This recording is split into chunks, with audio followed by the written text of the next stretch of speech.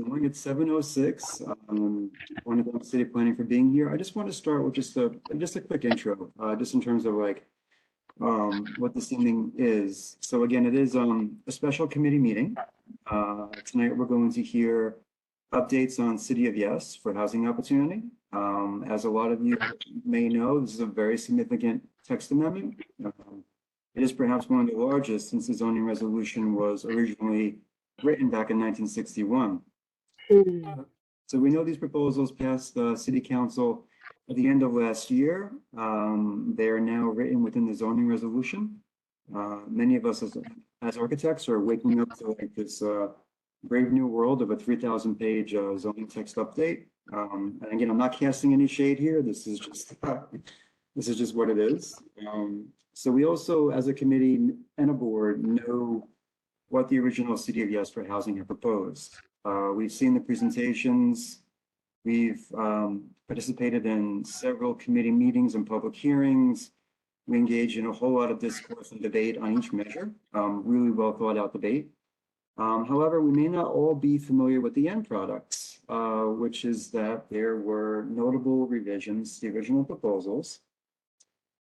These revisions were in response to the testimony that was provided by members of the public, recommendations of the 51 community boards that provided more than just a simple yes or no vote, and also council members' advocacy on behalf of their constituents.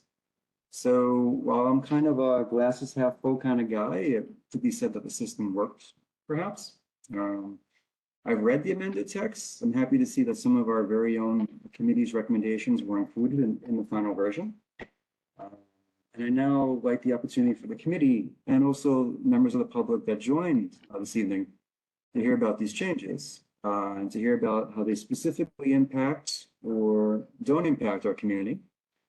And with this, I think the intent is to allow us to hear and see the unbiased facts and not the hyperbole on either side of the debate.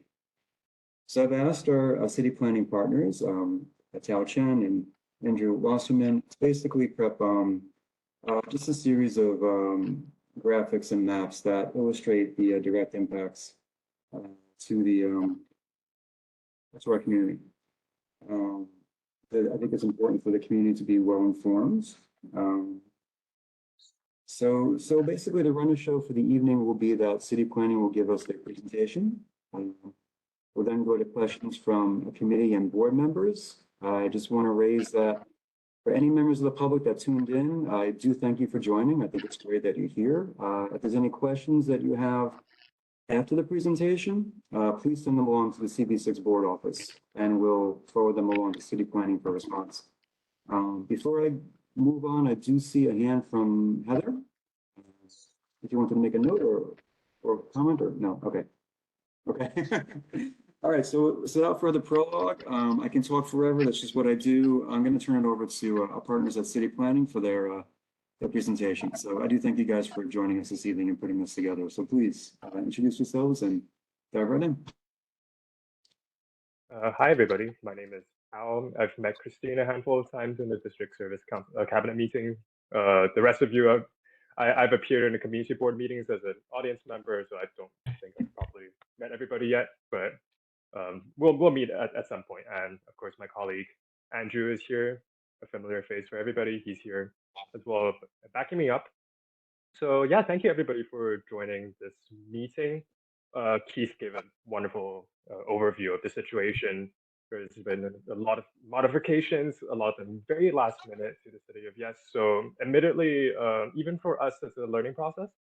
There are a lot of very nitty-gritty details that we are also just picking up and having to clarify with folks from other divisions within the Department of City Planning. So I think Christine sent a list of questions, just which I believe is collated from you folks. So I think the best way to run through things is we'll just go through the questions, and then we also have slides from the department that we'll share with you, and also just compare it and contrast with what Zola has on offer, and of course the actual zoning resolution. I think that's, and of course if you guys have any questions at any point, just feel free to jump in. Give me 1 second. I made you presenters now, so Yeah, WebEx is asking for permission for me to share screen now.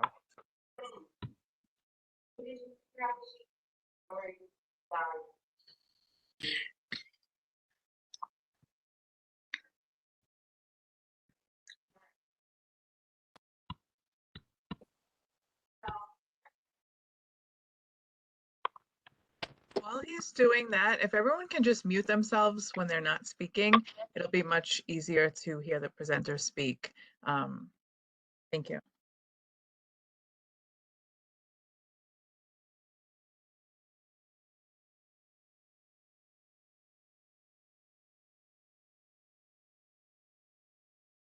It's asking for me to rejoin the meeting. So Andrew, do you have the slides available by any chance? Yeah, I can try sharing my screen. Let me just get that open real quick. Apologies for that. I don't think I've ever presented on WebEx, so we'll see how this goes. Same. Appreciate everybody's patience as we tackle technology.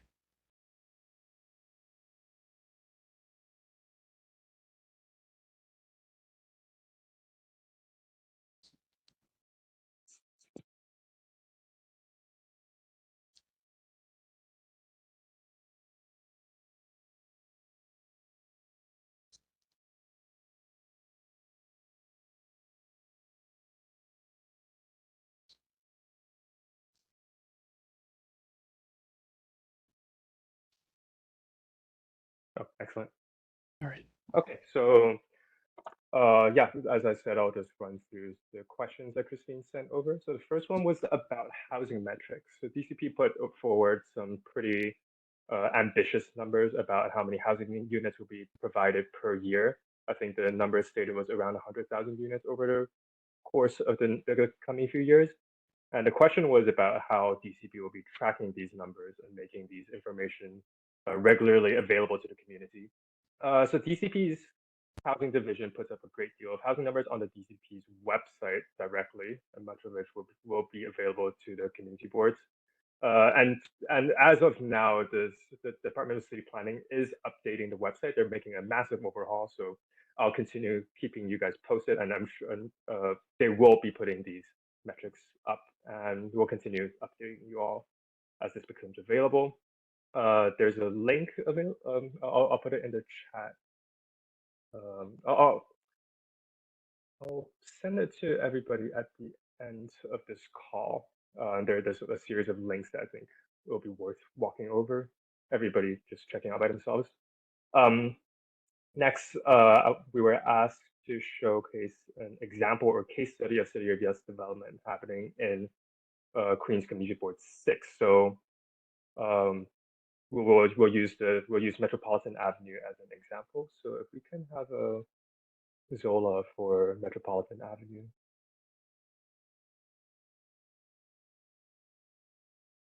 That's a good. Sorry, good point. Let's see. I think right now I'm just sharing the actual PowerPoint, but let's see if I can see how to fix that. I think just sharing screen rather than Yeah.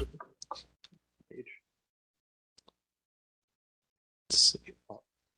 Apologies again. I'll move on to some questions that don't require screen sharing. So one of the other questions was here we go. The impact. Sorry, Tab. Oh, wonderful. I'll just quickly finish this one. So the other question was on what is the impact on the community board's role in the ULURP process? The answer is there will be no impact on the ULURP process itself. The only difference would be that many things can now be done as of right rather than going through the ULURP process. Yeah, so jumping back to a showcase of what has changed. So if we can zoom in on Metropolitan Avenue, the area. So Metropolitan Avenue is, a commercial corridor. We have commercial overlays on the R32 district and then R3A district sandwiching the whole area. So the biggest difference now would be, as many of you may know, there's the two big puzzle pieces that will impact how adding caveats to the already complex zoning code. So first we have town center zoning. If we can jump back to this slide, Andrew, sorry. Yep. Slide 21. Yep. Sorry, that we'll just be quickly scrolling through everything. Sorry for the quick graphics flying around. Yeah. So town center zoning is one of the mainstays of city of Yes. So it applies in all commercial overlays that are firstly not an isolated single block, and also exist built form as a majority, and not where a majority of buildings are 1 to 2 stories. So in the case of Metropolitan Avenue, it re-legalized a lot of new housing business, the construction of housing above businesses on commercial streets. So case in point, Metropolitan Avenue. The new buildings can have 2, 3, or 4 stories of housing above a commercial ground floor, depending on the zoning. So in the case of R32, roughly 2 to 3 stories of housing. And also this, now we're jumping to the other piece of complexity, which is transit zones. So apologies, Andrew, can we jump back to Zola? Oh, yeah.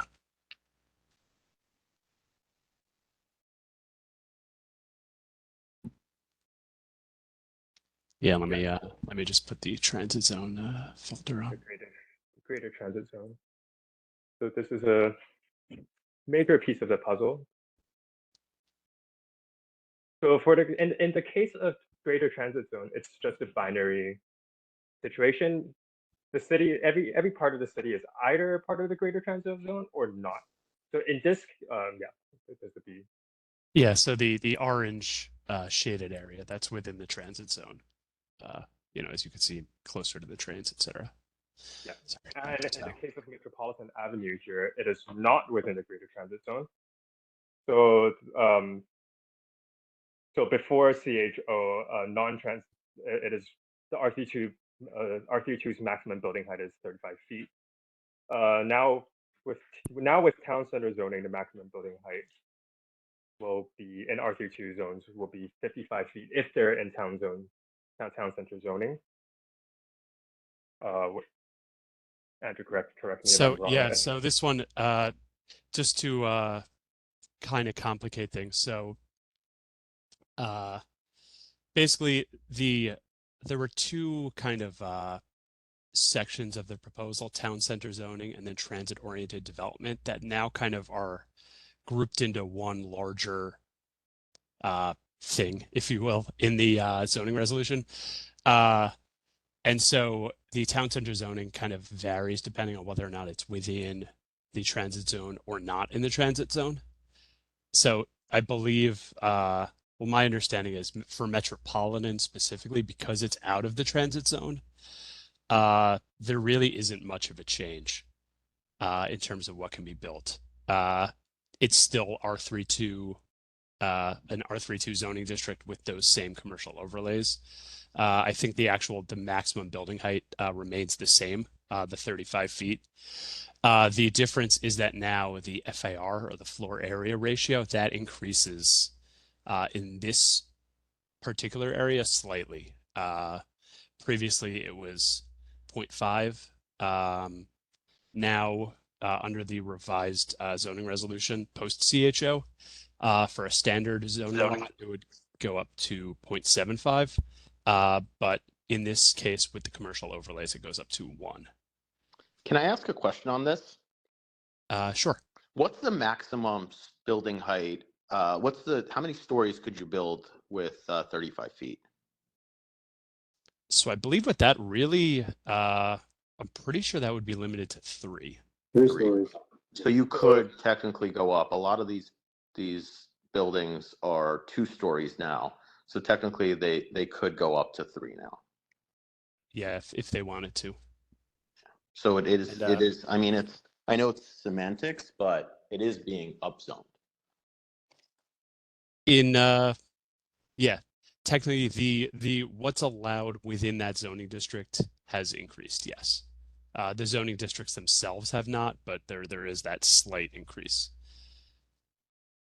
Okay, thank you for that clarification.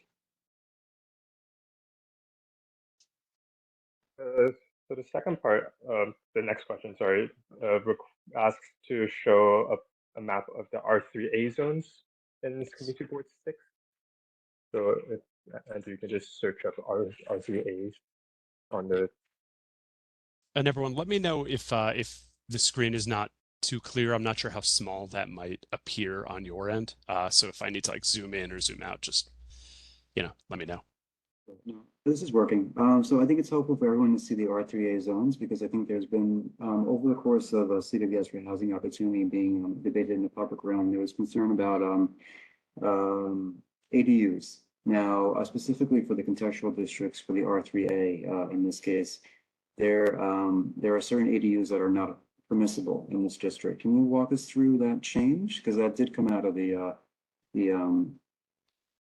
provisions to FOIA.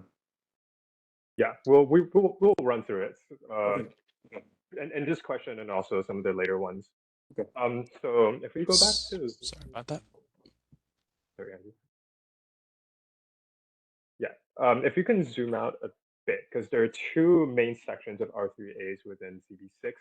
Yeah, one we can see closer to the expressway or the horse riding expressway, and the other one by Metropolitan Avenue. Because of the one by Metropolitan Avenue being outside of the Greater Transit Zone, and the one by Queens Boulevard being within the Greater Transit Zone, there are differences in what is allowed now after CHO. So R3As, I'll just quickly a standard, a definition is a modest single and two-family detached and zero lot line residences on zoning lots as narrow as 25 feet in width. So with CHO, apartments are now allowed on certain lots, subject to height restrictions of the underlying zoning, of course, and with a 0.75 FAR and maximum building height of 35 feet. So this is where transit zone and being within a greater transit zone and town center zoning will make a difference. So City of Yes has re-legalized modest apartment buildings near subway or rail stations in low density R5 to R3 to R5 districts. So if you can zoom in on the top left R3A district there.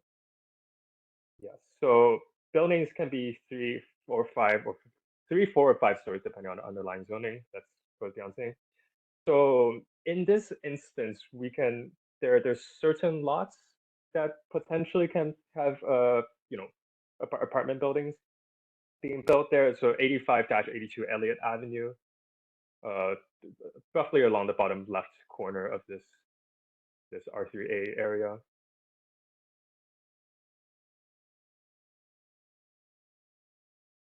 And 60, but like for 85-82 Elliott Avenue, there are already apartments, so nothing's really going to change.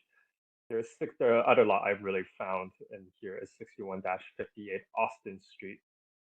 If we can just search that up, 61-58 Austin Street.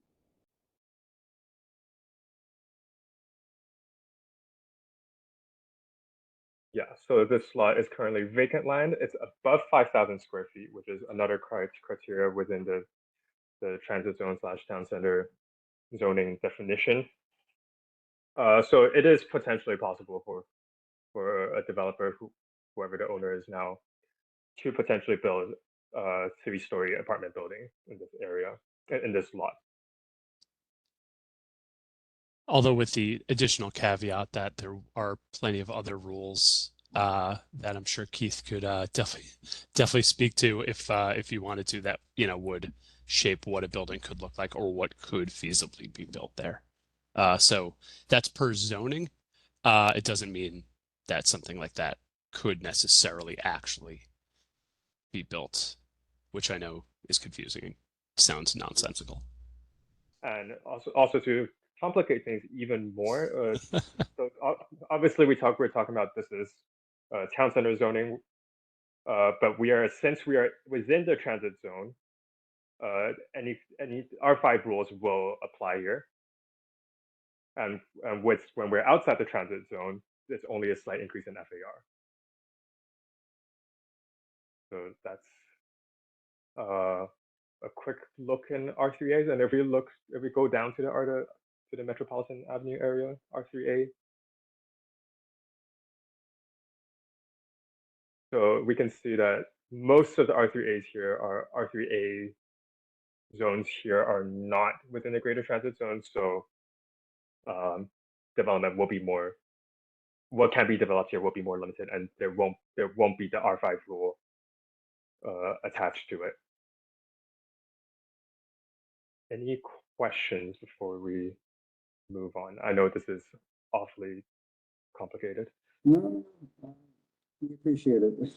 The more information that we have, the better. So again, getting back to the R3A, I just want to underscore that under the revisions from the original COYO to what was actually passed, backyard ADUs are no longer, or not no longer, they're not permissible in R3A areas.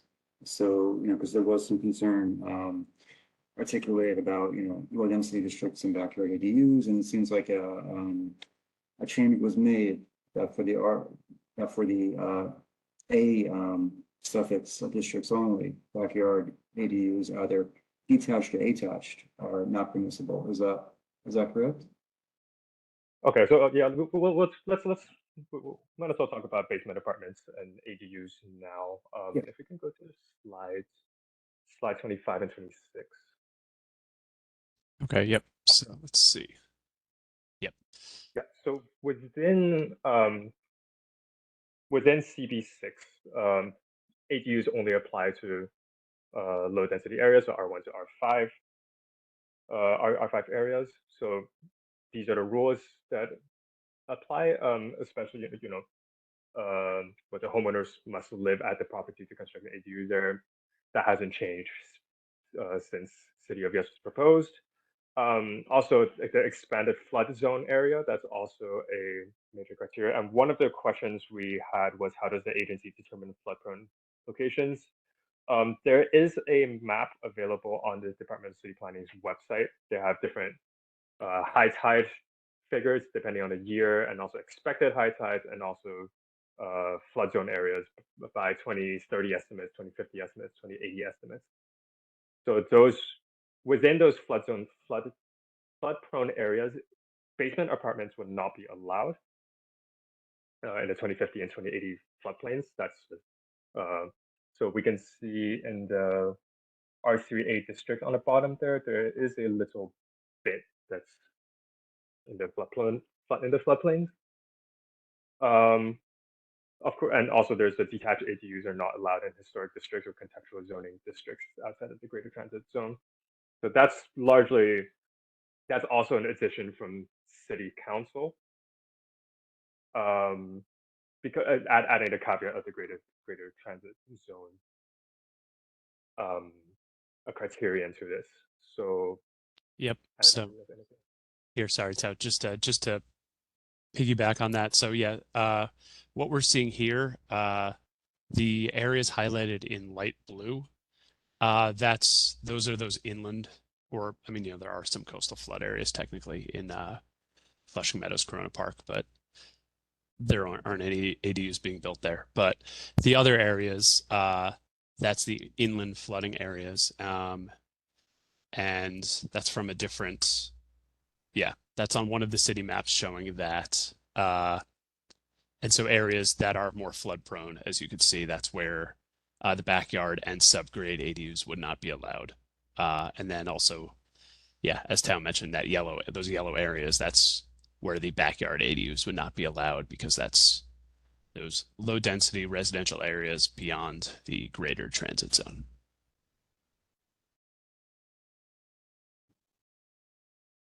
That's good clarification. Thank you. Yeah, so that was a major point that we also took a while to figure out as well about ADUs. Right. There's a lot of questions within the department about ADUs as well. So it's a good chance for us to revise, learn more about it as well.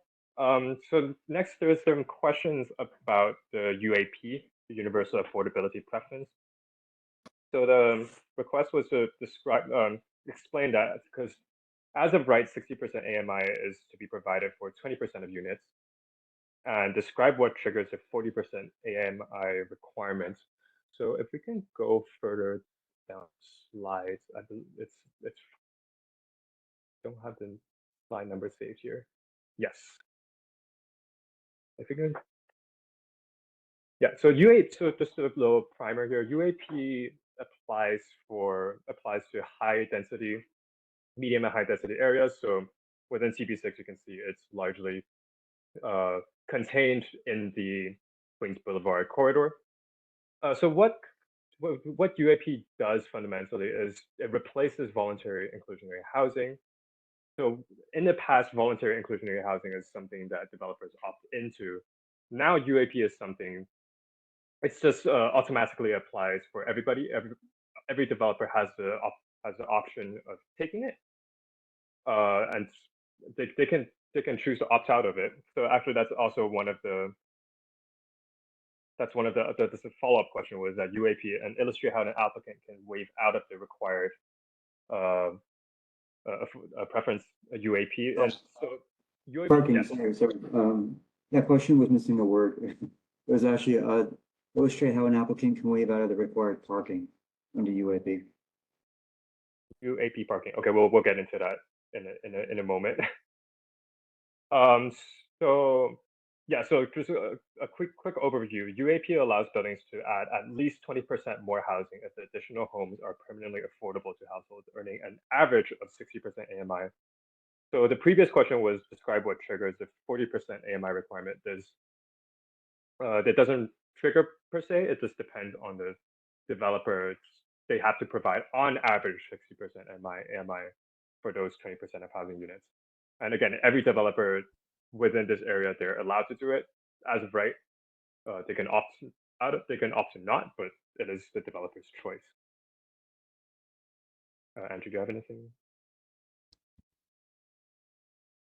No, I think that covers it. Sorry, I was already trying to look for parking stuff, but I think we have that listed somewhere. Thanks for the clarification, Keith. Yeah, I think you covered it. Yeah, we will get back to the parking question because we'll try to figure it out now. And the last major piece that was sent by Christine was about parking. Actually, yeah, wonderful. So there are, because of the transit zone rules, there are a lot of complications now with parking, but within CB6 it's actually relatively simple. Andrew, if you can go to slide 35. Yeah, so as some of you may be aware, the city of Yes now has a different zones, quote unquote, for parking mandates. So zone 1 has no parking mandates whatsoever, but with the city council modifications, it's limited to Manhattan, most of Manhattan and Long Island City and a good chunk of Brooklyn. But as you can see on the next slide here, yeah, so within CB6, we're mostly within zone 2 and zone 3. So zone 2 has reduced parking mandates, and zone 3 has it largely remains the same. So so for zone 2, or also known as the outer transit zone, dwelling units for this is another thing that we had to look. Andrew and I learned today. There's this distinction between dwelling units and rooming units. So if you're within the zone 2, the parking is still required but reduced. So for example, in the R31 district, from the regular one parking unit per dwelling unit, it is now 50% of dwelling units. This is within zone 2. And for rooming units, what I said just now was for dwelling units. Rooming units, which is basically more like dorm style units that the city of Yes has also now allowed. Parking would not be required. There are no parking mandates within zone 2. There are exceptions, so certain housing types do not have any parking requirements. Affordable housing, to answer your question. ADUs will also not have any parking requirements. Houses of worship, and qualifying developments under 75 units. So these are the exemptions for parking in zone 2. In Zone 3, all the green bits there, so Metropolitan Avenue and more the southwest chunk of CB6 and also the northeast chunk of CB6. The mandates largely basically remain the same. There are exemptions, however. Affordable housing has significantly reduced parking in these areas. Town center developments under 75 units, ADUs, and houses of worship do not require parking. So houses of worship, that's a major, in general, in any part of CB6, there will be no parking mandate. But yeah, I'll just pause there if Andrew has anything to add, or if any of you guys have questions. Yeah, so for a lot of that, there's the park mandates might not be required anymore, but for some of those the development types that applies to, those might still be limited in the area, for some of the reasons we discussed earlier. So for some of the, zone 3 beyond the transit zone, it's largely in this area, I believe, staying the same. And then also, just to clarify, or just from some recent examples, within zone 2, like along Queens Boulevard, there was a recent building or a recent proposal at 10251 Queens Boulevard where that applicant, if you might recall, their proposal includes more parking than had been previously required. So it's generally kind of more up to the developer's discretion, even with the reduced mandates, how much they want to provide. And in that case, they feel it's in everyone's best interest to provide more than was required. Yeah, this is the case for the whole city, not just Queens, of course. So just really, it's up to the developers whether they want to just meet the bare minimum requirements or that they want to go overboard with parking. If we can go to if we can go to slide 48. Yep.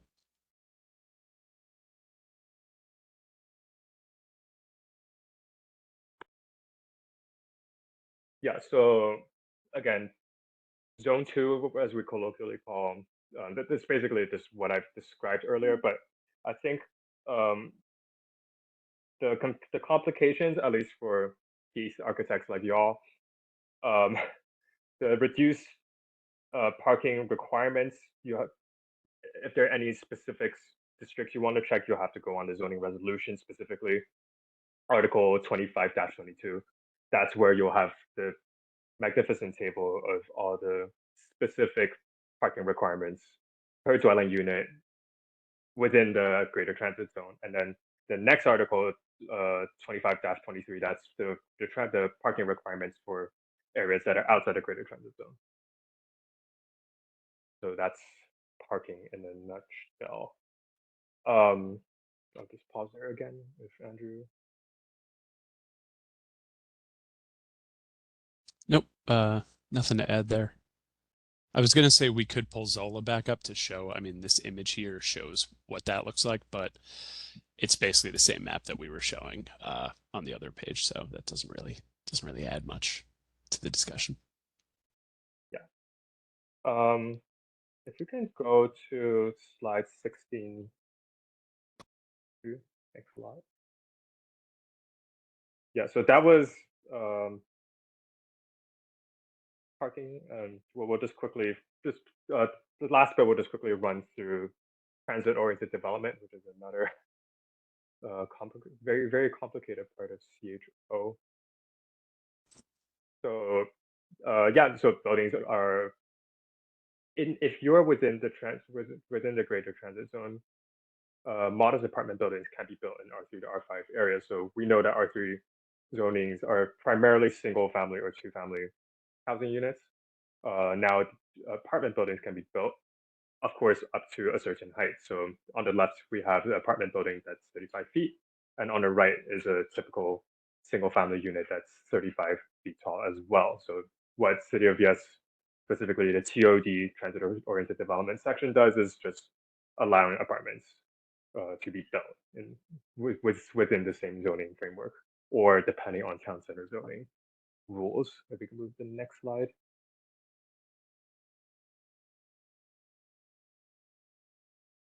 Yeah, so there are a few criteria. So one, the proximity to a subway or rail stations. And if you go to the next slide. Yeah, so within CB6, we can see again it's just the parts outside of immediately outside of the Queens Boulevard corridor, and of course the qualifying residential sites have to be over 5,000 square feet. So which, in the instance of CB6, disqualifies probably most zoning lots because they're mostly under 5,000 square feet anyways. And they have to be either on the short end of a block or facing a street that's over a major arterial roadway.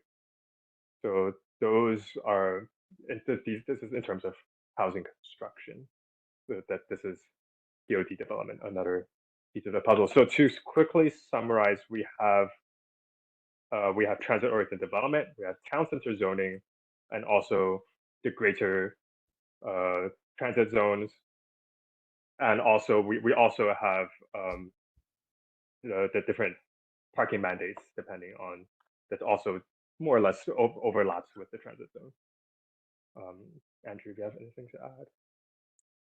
Yeah, it's definitely not confusing at all, having all these different things kind of all looped in together in kind of one thing. Yeah, so definitely understand if anybody has any questions on that, because yeah, when you get down to all of the related rules that determine where these things actually apply and what actually can be built where, yeah, it definitely can get tricky, as Tao just kind of pointed out. Okay. And So we're this also is- more than happy. Oh, so go on, please. I was just going to say, like, if anybody has any questions about specific lots or specific developments, and how CHO applies or does not apply to them, feel free to just shoot me an email. I'm happy to answer any questions. Okay. Thank you. So two quick things. Since we're on the slide for TODs, I just want to go over the quantification of the word near. So near subway or rail station. So for our district, so everyone understands, that would be basically subway or Long Island Railroad. In this case would be the Station Square station. So, but I want to highlight that I think, and correct me if I'm wrong, I believe that the radius was reduced in this final version from a half a mile to a quarter of a mile from subway points or rail stations. Is that correct? Yes, that's correct. So it's now a quarter-mile radius from any subway station or railway station. Okay. Is that what the dark blue in the slide represents? Is that quarter-mile distance? I believe that's what that is, but it does look looks a little far in some areas. Right. Yeah, they can get back to us on that. Oh, that's fine. Because Yeah. Yeah. This was the map provided to us by the other divisions this morning. So Okay. we'll take the word for it, but of course we'll double check with you with that. Yeah. Totally fine. With some of these maps, they're going through zooming in on the entire city and doing it quickly. So there have been there's iterations. So it's possible that there could be some small mistakes in there, and our apologies for anything like that. It's a work in progress. We understand. So no worries.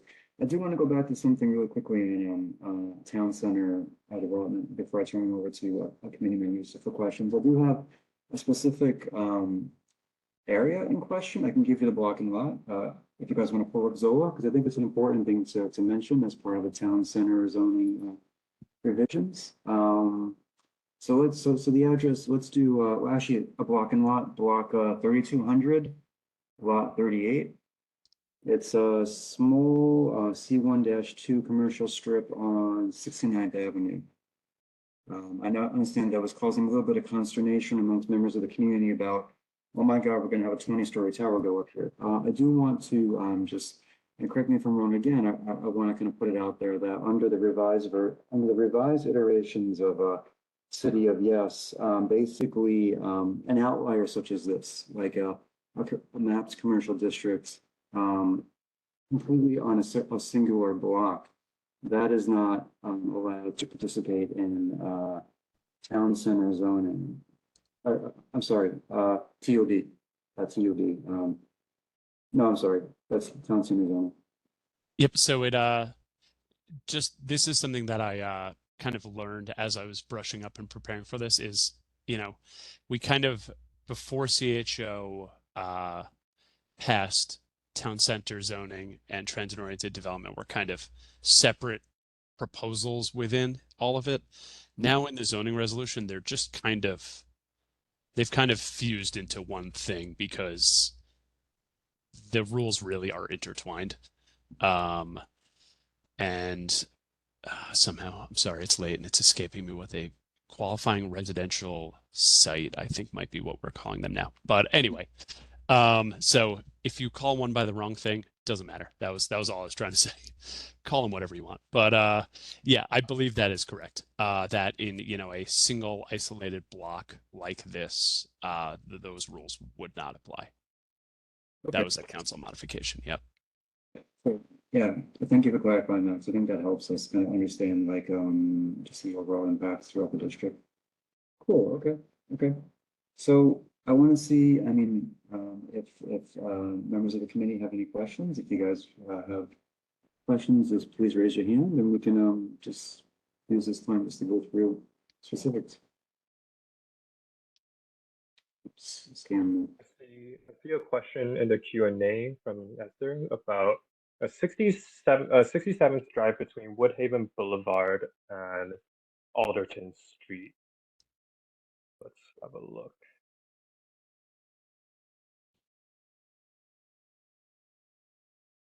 I also see John, your hand up as well, so we'll go to you after.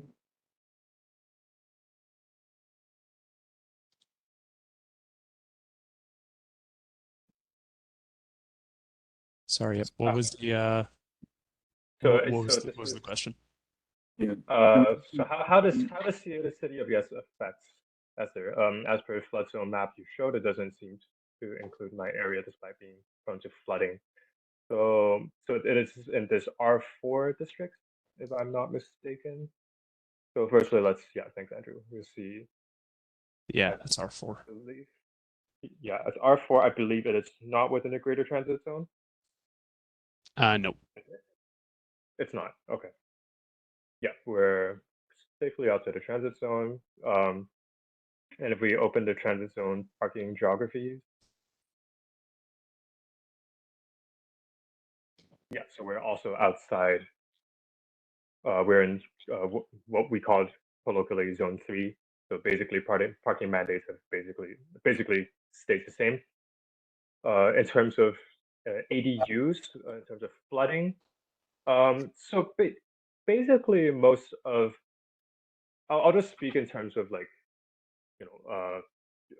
urban sciences, urban geospatial analytics. Is that floodplains typically depend on you typically analyze the geography of the place directly, but it doesn't account for human infrastructure. Don't take my word for how TCP calculates it or how whatever agency they're taking the statistics from, but typically they take geography rather than human infrastructure. So if it doesn't show on the map that it's a flood area within a floodplain, but we have like physically seen flooding happen, it's typically an issue of human infrastructure rather than geography, which is what a lot of these satellite imagery and a lot of the data they compile takes their data from. So in terms of ADUs, if I'm not in this instance, I don't think Andrew, correct me if I'm wrong. I don't think ADUs would be. Let's see. Because we Yeah, are I guess based on the map, the inland flood maps that they used here, yeah, it looks like that's not included because that was kind of down here, right? Yeah, and I am forgetting specifically which analysis or which inland flood maps were used to prepare this. but I'm also not sure if there's a hard and fast. You'll have to excuse us with this rule in particular because I'm not sure if it's set in stone exactly where those boundaries are yet. And we can get back to you to clarify this because this is something that I actually am curious about as well. But yeah, obviously inland flooding is different from coastal flooding, which is much easier to kind of visualize and map. So this is definitely something that we can get back to everyone on to clarify. Can I just ask a really quick procedural question, Keith? That's okay with you Please, yes. regarding this? If we happen to find that a certain area or certain number of lots have been approved for ADUs that we know based on our experience within the district are simply not appropriate for it. For instance, the information we just received here. Is there a process for us to reach out to city planning and say, we would like you to reconsider, we would like you to take a look at this. We know that per the map currently, it says you can, but according to such and such and such and such has a history of this, is there some form of process that we could make that kind of request? That's a fantastic question. That's something else. Yeah, I'll have to get back to you on that. You definitely stumped me. It's possible town knows about this process, but I don't know that. I don't think we have anything like that yet. But I also, my understanding with the ADUs is there's still, building code and other regulations that need to be put in place. So that process might come about at some point, but yeah, I'm not sure at the moment. Okay, that would be helpful. If you could look into that, that would be helpful for us. I'm sorry, Tom. I didn't mean to cut you off. I apologize. I'm sorry. No, I was just gonna add that I think because a lot of the restrictions for ADU are actually kind of strict. They're very it has to be a pretty sizable lot if I'm not mistaken for at least um for what's it backyard ADUs. Basements is another issue, but again, like Andrew said, I think a lot of it it's still being pieced together. And if I'm not mistaken, there's probably going to be a lot of DOB involvement in this as well. So we will get back to you on this because we are also very curious.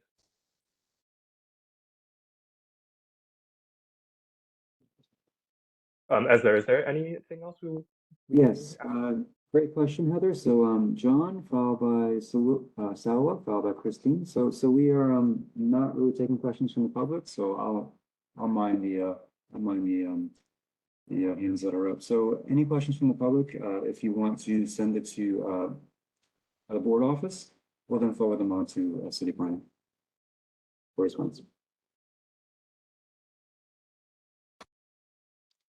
John? Hi, well, good, and thank you for the presentation. I just want to make a comment, and I have a couple of quick questions. The comment is basically, in looking at this, I mean, given the fact of where the opposition to the city of Yes when it came before the board was mostly from low density areas that were concerned about being in the accessory dwelling unit, and also concerns that the metropolitan area would be subject to excessive development. It looks as if the changes have really met a great deal of those concerns here, and I think that's an important thing to be noted at this time. One may or may not agree with the changes, but I think it does. It sort of assuage a lot of those concerns that we had to deal with when it came before the board. I have two questions. One of them, just for to try to get this out, and it's an area that we really didn't talk too much about or think too much about. The area of Yellowstone Boulevard, just south of the Long Island Railroad. Yellowstone is a wide street, which would make it probably qualify for the transit work, and as well as it all has a few blocks south, a small commercial area. To what extent would buildings in that area basically be eligible for either of those. I mean, it's difficult to see by what you showed on the map how far south the transit zone goes. But that's one thing that I would want to see, and that's the first question. And the second one really concerns the high density zoning area along Queens Boulevard. I know that as of right, a developer could get 20% more. But what would happen if the developer went in for a zoning variance that would increase the amount of units and the height and density of the building? Could that person then piggyback the 20% on that as well? Or is this something that basically could only be applied to an as-of-right proposal? So those are my two questions. Yes, great questions. I think I'll answer the question about Yellowstone first. So For the first question, if you want to call up Zola and go to block 3164, lot 38, you can see the zone in question that John mentions. It's basically four C1-2 zones, like kind of catty-corner to each other. The underlying residential zoning is R4. Right. Yes. Yep. So we Page got backwards, right there. Yep. Yep. yes. So I believe in that case, I mean that's with it here. Just a sec. Sorry. Got to get the right. Yeah, it looks like that's within. Can you repeat what you searched, please, Keith? I mean, what you Keith searched when you were mentioning the Zola number? Just like a random block and lot number that falls within the C12, which basically allows Tao and Andrew to navigate it quickly, but just in a randomly block 3164, lot 38. That's basically the upper left C1-2 square. Right, so that zone there. So basically kind of giving them like just an immediate pinpoint into this area that John was asking a question about. But yeah, in this case, I believe that would be applicable, for the town center zoning.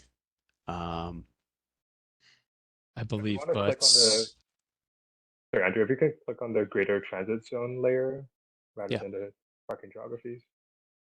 I mean, it's basically the same, but yeah, I think this, the town center zoning in this instance I believe would apply because there is in lack of better words, a critical mass of commercial overlays in the area rather than just isolated lots of it.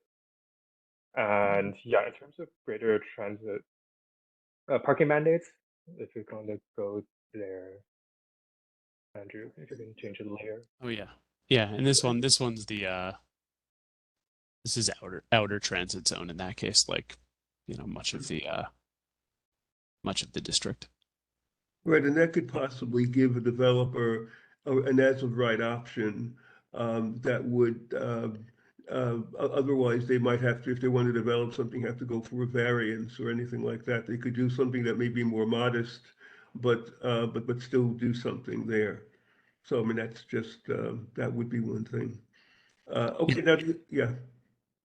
Yeah, that's correct.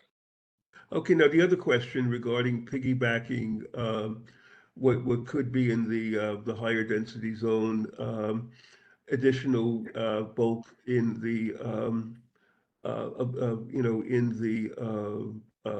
this is through a variance. Would you be able to then piggyback the additional 20% onto that to make, frankly, a more significant amount of bulk than than otherwise would even a variance would allow for? That's a fantastic question, and I don't have an answer for you. Maybe Andrew does, but we will have to ask other folks in the division. I'm not even sure if it's properly written out in the zoning resolution, but we'll give you a better answer. Yeah, I believe. Well, oh, sorry. Don't share that with any developer, okay? I believe that would be allowed. In this case, I think it would work effectively in the same way that that building I just used as an example, or sorry, it's not a building, it's a proposal for a rezoning, but Yeah. it's a building on Queens Boulevard where they are rezoning to a higher density district and then adding MIH on top of that. That's the mandatory inclusionary housing. So UAP with that, additional affordable, additional space for affordable units, they effectively operate the same way. So I believe that a developer would be able to do that. I believe. On that. Yeah. Okay, But well, that is a another very good question. question, and Yeah. I'm not sure if there's, if they then wouldn't have to do, the action to map MIH. That's a good question. Yeah. That's a good question, Andrew, and I think I agree with you because in the zoning resolution updates, it really isn't the section for UAP. It's qualifying affordable housing that would then kind of give you that extra 20%. So I think that that's probably right, that you can probably upzone to like, let's say like an R7 to an R8, and then just kind of take the additional qualifying affordable housing bonus.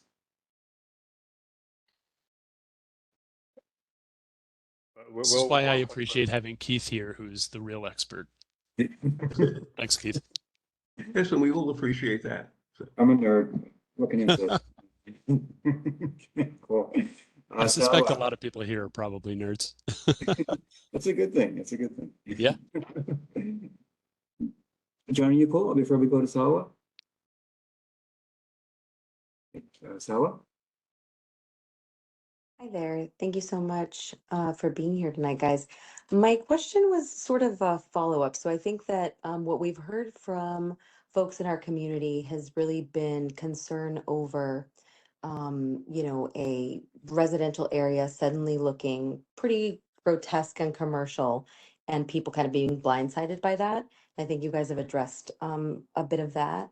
And then the other thing that folks were concerned about was about what Heather had said, our chair, which is that the flooding zones may not match actually experienced flooding. And so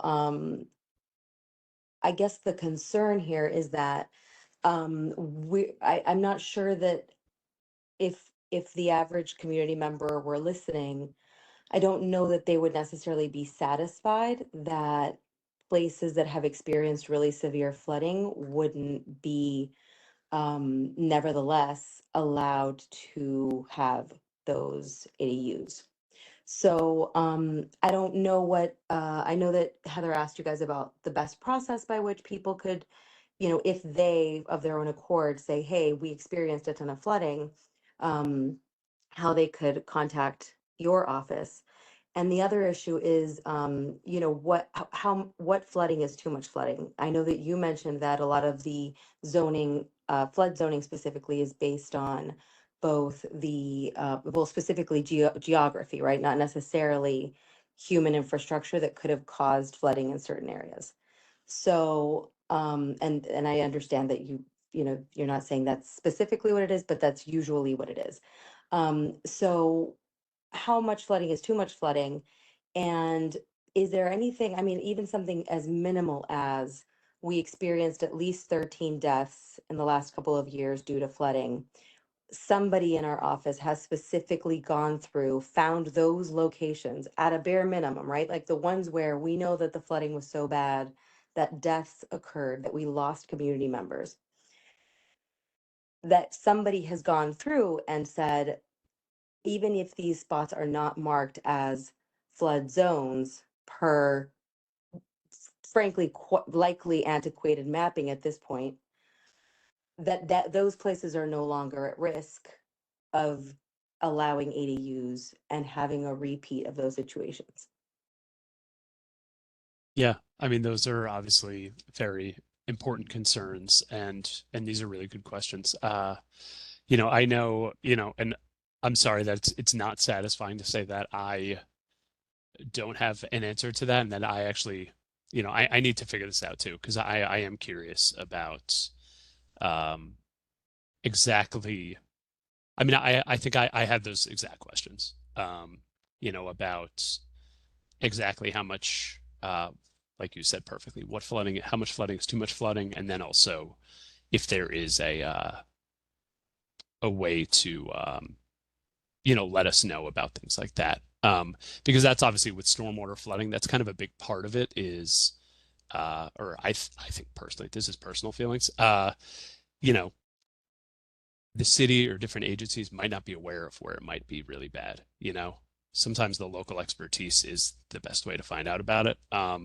So I am curious if there's a way to share that information. So I'm going to try to see if we can figure that out and share that with the board, because I think that's obviously really important, especially in unfortunately large amount of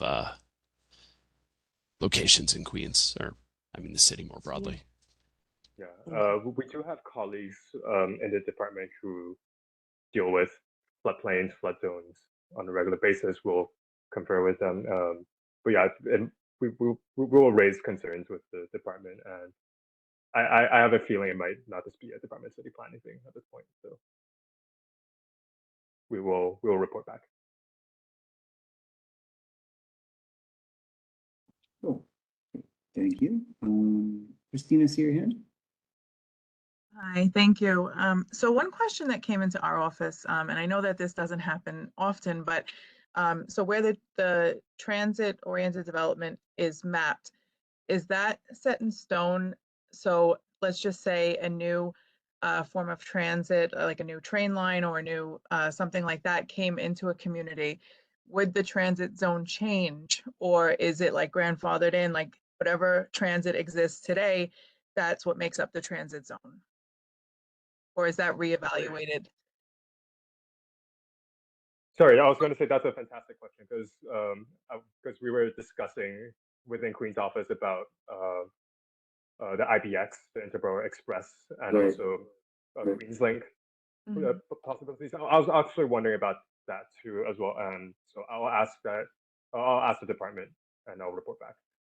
Okay, thank you. Yeah, I think the Queens Link was what they were referring to, because that will reach a lot of areas that are not in the transit zone, just in the future if that were to come to fruition. Yep, we'll report back. Thank you. Yeah. That's a great question, Christina. Thank you. Yeah. Thank you. I know there are certain, and now, again, my apologies for my brain not being able to access information that's somewhere in there. I know I've seen parts of the resolution that specifically note, this is based on what exists currently. And I'm sure that's probably what, you or the question asker was referring to. But yeah, I'm not sure at the moment if this is one of those things. I kind of think it is, but we can definitely get back to you. Do we have any other hands in the chat from committee members? I don't see any. But I do want to come back and just highlight something about the UIP for a second. So I think I mean, we are a committee and even a board that's very much about promoting more and more affordable housing where possible throughout the district and where appropriate. I think more often than not, like sometimes like developers come through with you or saying, we're promoting 80% AMI, 60% AMI, and we always ask them for more, where we see it as more of a floor than a ceiling. And it's actually nice to see that under the revisions to UAP, under this final version, there's now a deep affordability option for 40% AMI, which, and I want to kind of just kind of contextualize that a little bit. From what I'm reading, it seems like for UAP projects where there's at least 10,000 square feet of UAP floor area, that's where the 40% kicks in. Is that correct? That's my understanding as well. We're probably reading the same exact thing. I think we are. So I might be answering your question just with the question right back to you, but that's my understanding as well. Okay. Well, I want to chat that through like a little bit too, because I mean, 10,000 square feet of UIP floor area. Like if you do like a rough grossing factor, that's about 100 units. So basically, like if you have a developer that's coming through and putting forward 100 units of UIP housing, that's where the 40% would kick in. And if you kind of work that number backwards as to like 20% of the development, basically a project that is bringing in about 500 units, period, would be the one that would actually be,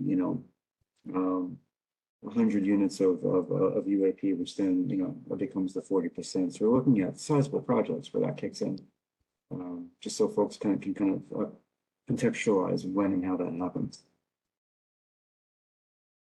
So, okay. Yeah, that's a great point. Thanks for walking backwards through that. Yeah, no, that's what I do all the time. Heather, I see your hand.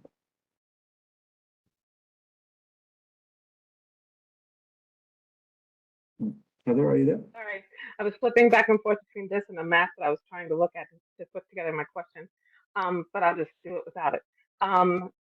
The one thing I think that would be helpful, because I was surprised when you showed the map of transit-oriented design, that a portion of the crescent was in that district. And I think to most of us, that's a surprise because it's not a quarter mile whether you walk to the subway to Woodhaven or whether you walk to the subway, the 63rd Drive, that's more than a quarter mile. And so I think it would be really helpful to get a real refined map for us as to what is truly transit oriented for that. Because when you showed it, it's that part of the district that, is shaped, like I said, like a crescent. And there was a portion of it, the left portion, that comes up closer to 63rd Drive.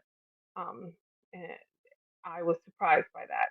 And I think because when we've always talked about building in higher density and building in transit zones, that's been an area that we sort of have always felt was sort of a hands-off zone because there's a ton of single-family houses, cars, driveways. You have to take a bus to the train typically from there, unless you really enjoy walking. So that to me was really surprising. So it would be great to get a real refined map of sort of what really is, so that we know for certain. Because I don't think that area is appropriate for that. Now I know that we can't custom build this; it's sort of a dunner, right? But I just like clarification on that before we make any opinions on whether it's good one way or the other. Yeah, I'll definitely get back to you on that because I also have questions how they're getting the ranges, whether it's just the as the crow flies sort of radius or like a walk shed, 0.25 miles. So I'll definitely get back to you on the get a correct map from Yeah, the folks because in this department. this district isn't a one size fits all. We have this unique challenge with the Long Island Railroad that does cut through and does make you sort of take um, different paths. Whereas, like, if I live on 66, if I could just walk a straight shoot to PS 174, my kids could have been there inside of 10 minutes. But because we have to go around, basically have to go to Australia to get to Chicago to get to school because we have to do the walk around. That's sort of a circumstance that we've all learned to live with. We choose to live here. We're fine with it. Um, but it isn't the same, it makes some of these measurements challenging because what can seem like on paper one thing is in reality a totally other thing. And I'll let that go. But if we could get that at some point when it's baked, that would be great. So in this case, first off, I definitely when I lived in Forest Hills and had to walk around the LIRR, I know exactly what you're talking about. Solidarity. But so I believe the way the council modification worked, I think that reduction from half a mile to quarter mile is only for the radius for the and I'll quote here, the outermost stations of the LIRR and Metro North within the city.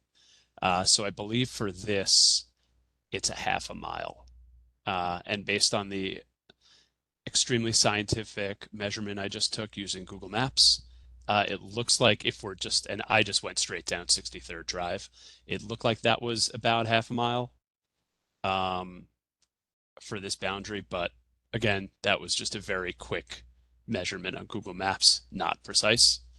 That might be wrong, but yeah. So I think in this area we're looking at a half a mile, and I believe it is just as the crow flies. Like I think it might just be half a mile radius just around each subway stop or LIRR station. Well, that's a really good point. Thank I you. kind of want to highlight on that a little bit too. I mean, is the intent for the city planning to put forward maps? Because I know that like a lot of folks, it's you go to the zoning resolution, like you want to find your transit zone, you want to find your MIH zones. You go to the zoning resolution and it's a clear map. I feel like if there's no definitive map for things like this, for like that half mile radius, you kind of leave it open to a completely subjective interpretation for developers and anyone, members of the public that are trying to ascertain the information. So I'm curious, and again, kind of piggybacking on Heather's question, it almost feels like some semblance of a map included in the zoning resolution would be apropos. Yeah, that's a great point. I do believe there are teams working on getting, more formal, better maps put together. I might be wrong about that. But I know there have been discussions about putting together better materials and getting those out there. Right. With So the there- understanding that it is obviously frustrating not having all of that stuff put together yet. But because obviously they had to wait until council modifications Right. passing and then all of that. So unfortunately, that does take some time. But I believe there is work on something like that. But I can, again, we can get back to you if specifically like detailed maps like you're talking about are one of those things.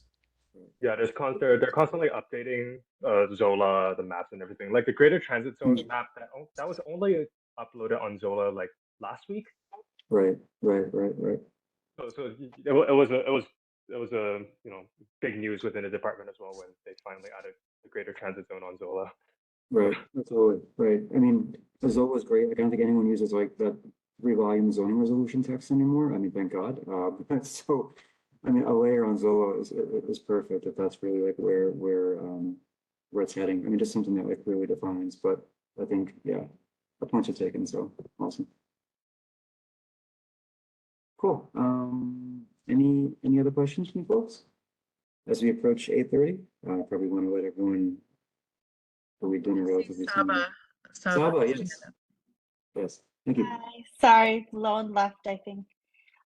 My question was actually to go back to Heather's and piggy off what you also said, is that with that map, I live right in that like intersection of where the crescents start at 63rd Drive. And even if it's a radius of a thing, like I feel like some of it is a little more than the radius of a 0.5. So it would be nice to see what they used. Yeah, If definitely. that's possible. Just because I know for a fact that some of those things, I like run in that area also, so I feel like it's very off from the GPS distance from the station that I get in those areas.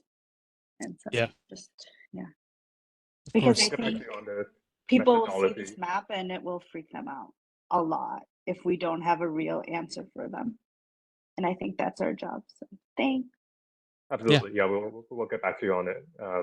Yeah, because obviously even the map here, it's not a clean. They're not clean circles of showing the radius. So we'll get back to you on it. Thank you, Saba.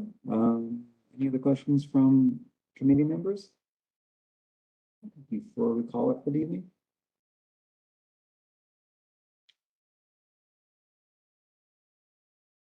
Okay.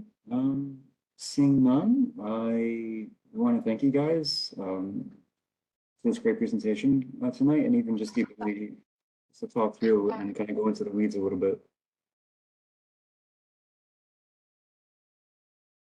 So, Sorry, it takes a while to mute and unmute on WebEx. Sorry about that. Yeah, thanks, Keith. yeah. Yeah, always happy to join and try to clarify some of this stuff. And apologies where we didn't clarify or just made things more confusing. That's definitely not the intention, but we're all learning. That's fine. It's, That's fine. it's a lot of information to take in, but I'm glad to be a part of the process. Thank you. Yeah, absolutely, absolutely, absolutely. I totally echo that. And if we have any questions that emerge, can we just send them to you for response? Is that cool?